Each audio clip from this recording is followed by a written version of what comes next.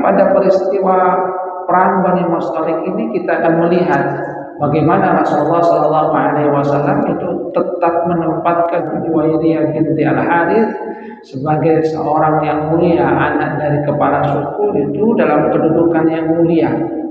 Beliau memerdekakannya dan kemudian mengawininya, sehingga kedudukannya itu malah menjadi mulia karena menjadi salah satu ummahatul mukminin, jadi salah satu istri Rasulullah SAW, menjadi ibu dari orang-orang mukmin.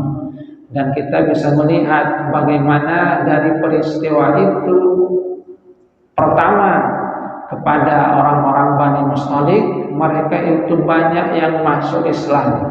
Karena apa? Melihat bagaimana Rasulullah SAW memberikan perlakuan yang baik kepada mereka, termasuk kepada Juwairiyah binti Al-Harits, tidak kemudian menghinakannya. Dan yang kedua, kita lihat bagaimana kaum muslimin melihat peristiwa itu, karena Rasulullah menikahi anak dari pemimpin Bani Mustalik, sementara banyak dari kaumnya yang menjadi tawanan dari mereka. Maka mereka kemudian dengan kerelaan hati memerdekakan mereka yang tadinya tawanan, kemudian dimerdekakan karena tadi mereka katakan mereka adalah besan-besan dari Rasulullah SAW.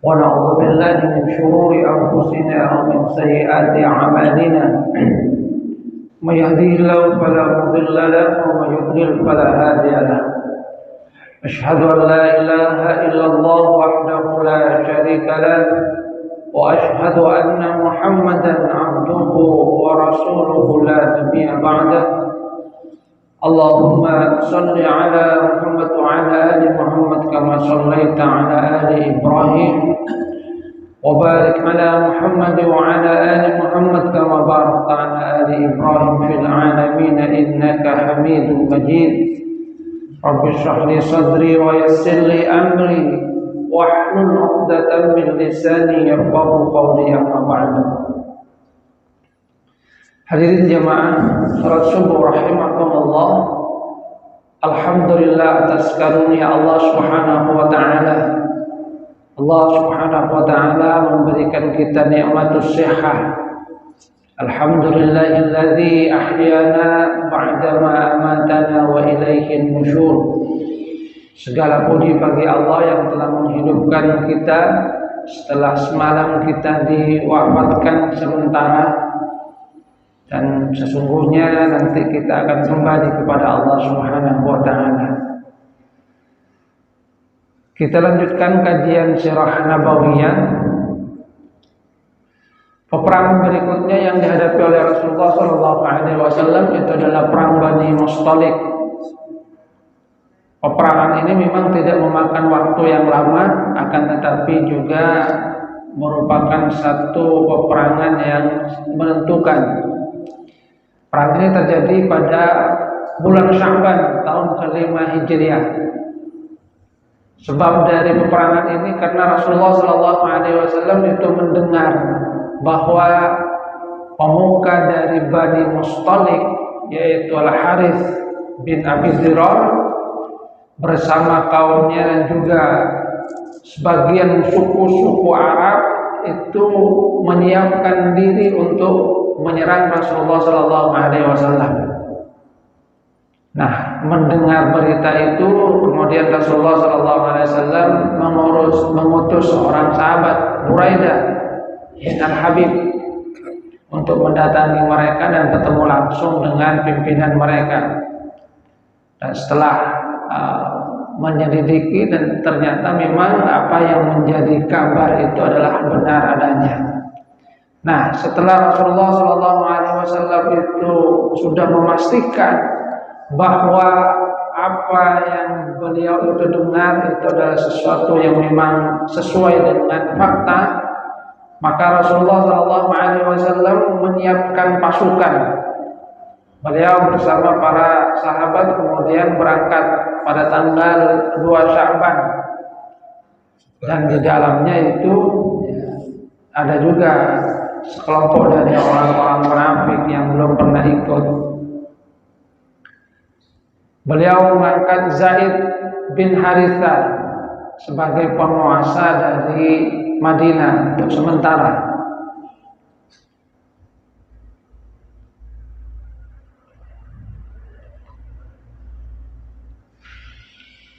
Sementara itu Al-Harits juga mengirimkan mata-mata. Jadi Al-Harits bin Abi Dirar itu mengutus mata-mata untuk memantau pergerakan dari Rasulullah SAW. Maka ketika sudah sampai kabar bahwasanya Rasulullah SAW itu bersama para sahabat bergerak, mereka pun kemudian juga bergerak. Dan pada satu tempat yang disebut dengan Al-Muraisi, bertemulah dua pasukan ini, pasukan dari Rasulullah SAW dan dari Bani Mustalik serta suku-suku Arab yang bergabung dengan mereka. Dan dengan izin Allah Subhanahu wa taala, dengan pertolongan Allah Subhanahu wa taala, Rasulullah SAW itu mendapatkan kemenangan. Jadi mendapatkan kemenangan sama-sama melemparkan panah sesungguhnya. Ada banyak korban di kalangan mereka, tetapi di kalangan pasukan Rasulullah SAW itu tidak ada korban. Ada satu itu pun karena salah sangka, disangka bahwasanya itu bagian dari pasukan musuh. Nah, dalam peristiwa itu kemudian Rasulullah dan para sahabat itu berhasil memenangkan pertarungan dan menawan banyak orang, termasuk juga banyak ghanimah. Nah, di antara tawanan itu adalah salah satu putri dari Al-Harits, pemuka dari Bani Mustalik, yaitu Juwairiyah binti Al-Harits.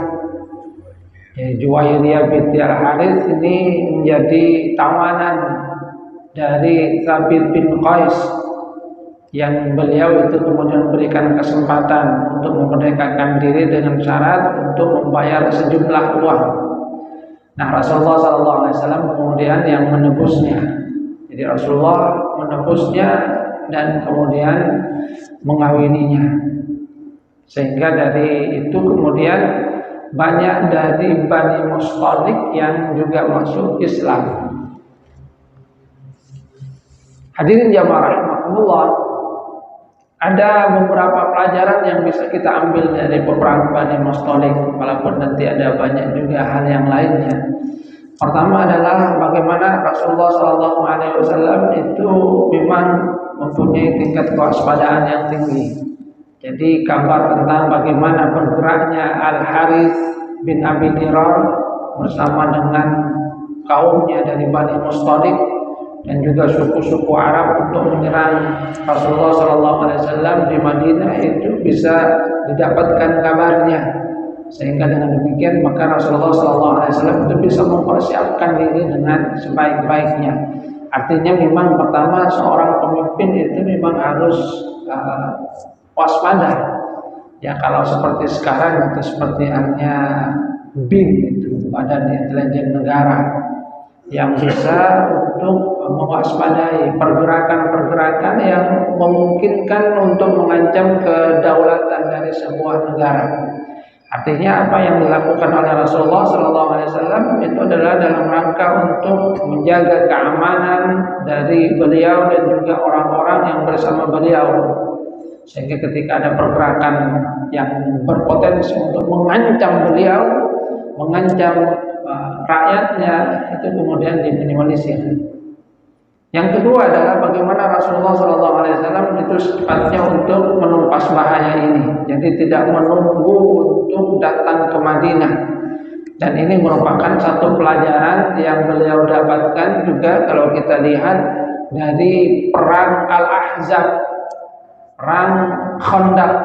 Karena pada perang Khandaq pasukan Quraisy itu datang dengan jumlah yang banyak, dan setelah itu bergabung dengan mereka suku-suku dari Arab, sehingga pasukan Quraisy yang jumlahnya hanya 4.000 itu nantinya akan mendapatkan bantuan dari suku-suku Arab yang bergabung dengan mereka sebanyak 6.000, jadi sekitar 10.000. Artinya pergerakan yang seperti itu kemudian menjadi pelajaran bagi Rasulullah SAW dan para sahabat, bahwa jangan sampai terjadi hal yang sama, kemudian berhimpun kekuatan yang banyak, yang itu akan membahayakan orang-orang yang bersama dengan Rasulullah SAW yang ada di Madinah.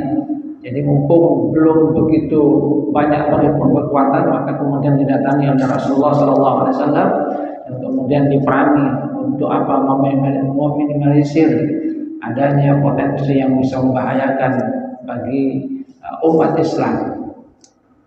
Itu yang kedua, bagaimana seorang pemimpin itu juga memang harus peka dalam rangka melindungi rakyatnya. Kemudian apa yang dilakukan oleh Rasulullah SAW terhadap Juwairiyah binti Al-Harith.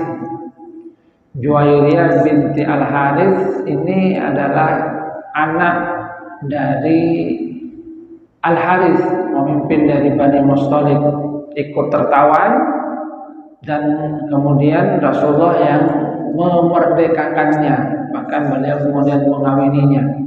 Dan ini merupakan salah satu strategi dakwah dari Rasulullah SAW.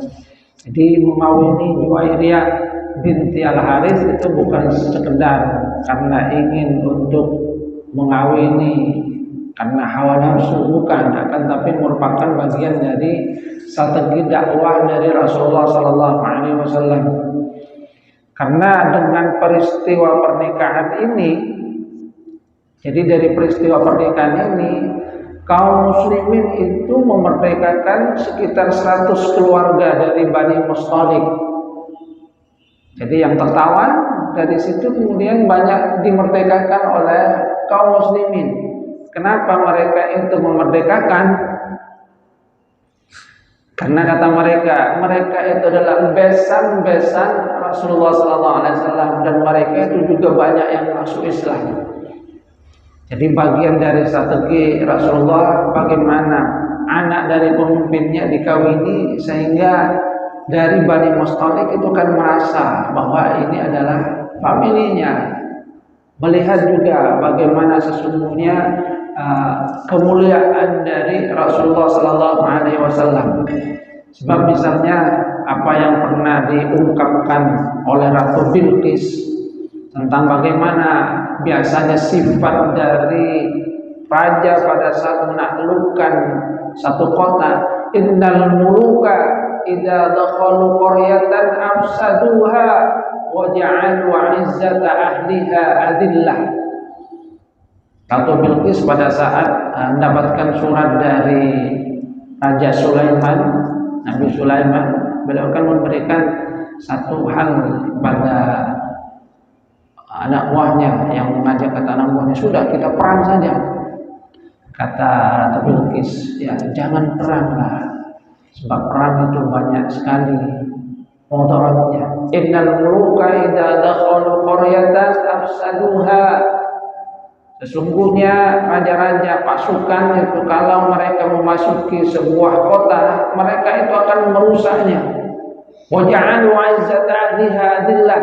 Dan mereka akan menjadikan orang-orang yang tadinya mulia itu menjadi hina. Karena ketika terjadi penaklukan, biasanya yang tadinya mulia, dia adalah pemimpin di tengah pasukannya, dia adalah orang yang mulia di tengah kaumnya. Pada saat terjadi penaklukan, mereka kemudian kan biasanya ditawan menjadi orang yang hina, malah kebalikannya. Dan itu yang dihindari oleh Ratu Bilqis. Tapi pada peristiwa perang Bani Mustalik ini kita akan melihat bagaimana Rasulullah SAW itu tetap menempatkan Juwairiyah binti Al-Harith sebagai seorang yang mulia, anak dari kepala suku itu dalam kedudukan yang mulia. Beliau memerdekakannya dan kemudian mengawininya, sehingga kedudukannya itu malah menjadi mulia karena menjadi salah satu ummahatul mukminin, jadi salah satu istri Rasulullah SAW, menjadi ibu dari orang-orang mukmin. Dan kita bisa melihat bagaimana dari peristiwa itu, pertama, kepada orang-orang Bani Mustalik, mereka itu banyak yang masuk Islam.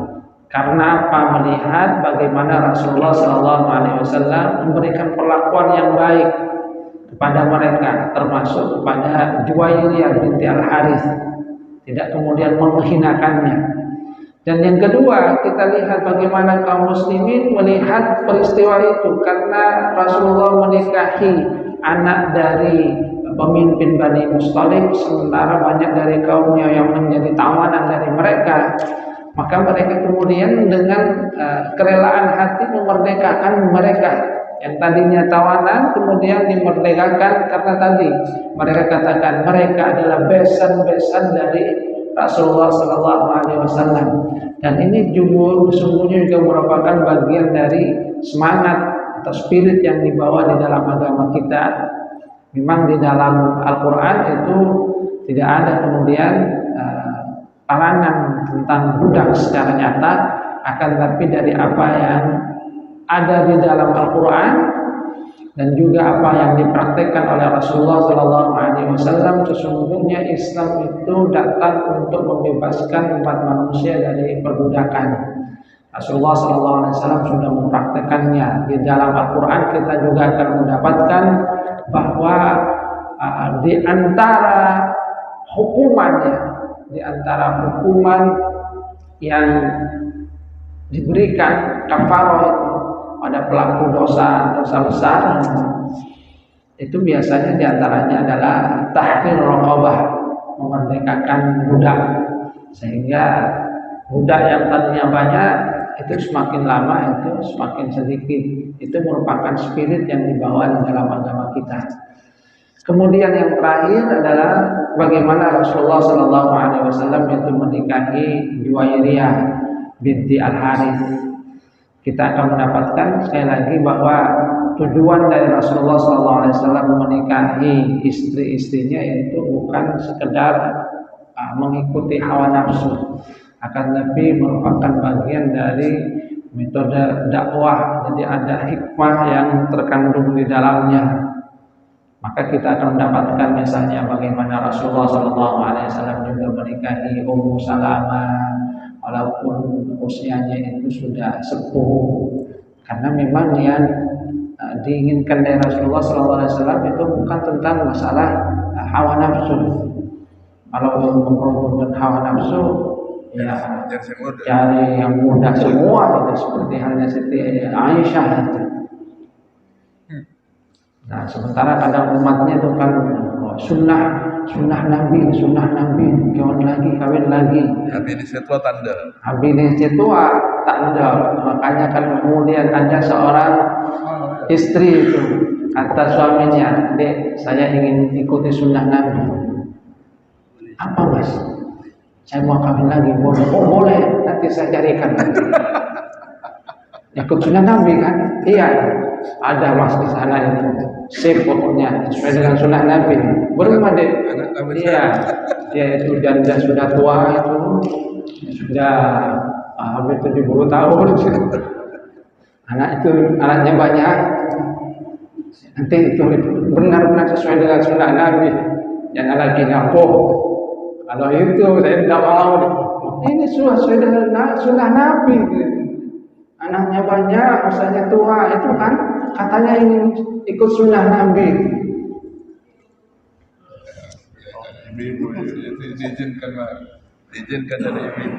Jadi apa yang dilakukan oleh Rasulullah SAW di situ ada hikmahnya, dan di antara hikmah dari menikahi Juwairiyah adalah tadi banyak dari kaumnya yang masuk Islam, dan termasuk juga kaum muslimin itu dengan penuh kerelaan hati langsung memerdekakan mereka yang berasal dari Bani Mustalik yang masuk Islam. Karena apa? Karena mereka menyatakan mereka adalah besan-besan dari Rasulullah SAW. Hadirin jamaah rahmatullah, ini saja yang dapat saya sampaikan pada kesempatan kali ini. Mudah-mudahan ada manfaatnya. Kurang lebihnya mohon maaf. Wabillahi taufiq wal hidayah wa ridha wal inayah. Wassalamualaikum warahmatullahi wabarakatuh.